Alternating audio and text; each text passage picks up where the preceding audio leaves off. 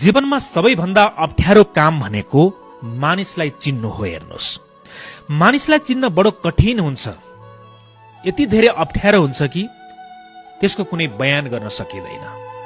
हिजो आफ्नै भन्ने मानिसहरू आज पराई बनिन्छन्। हिजो तिमी बिना बाँच्नै सक्दिन भन्ने मानिसहरू आज हामीलाई बीच बाटोमै छोडेर गइदिन्छन्।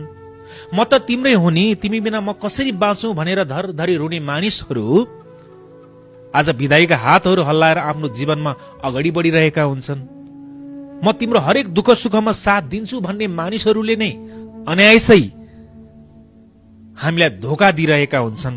कहिलेकाहीँ लाग्छ मलाई पनि कि जीवनमा सबैभन्दा अप्ठ्यारो काम भनेको चाहिँ मानिसलाई चिन्नु रहेछ, हैन? अगाडि एउटा व्यवहार गर्छन्, पछाडि अर्कै हुन्छ।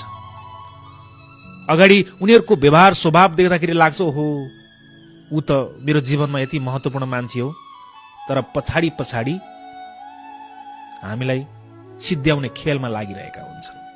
आफ्नो स्वार्थ परिपूर्ति नहुन्जेलसम्म मात्र उनीहरूले हामीलाई साथ दिइरहेका हुन्छन्। जब आफ्नो स्वार्थ परिपूर्ति हुन्छ तब केही मानिसहरू, सबै मानिसलाई भन्न मिल्दैन, केही मानिसहरू हाम्रो जीवनबाट यसरी टाढा भइदिन्छन् कि अरे त्यस पछाडि कुनै पनि मानिसलाई विश्वास गर्न बडो कठिन हुन्छ।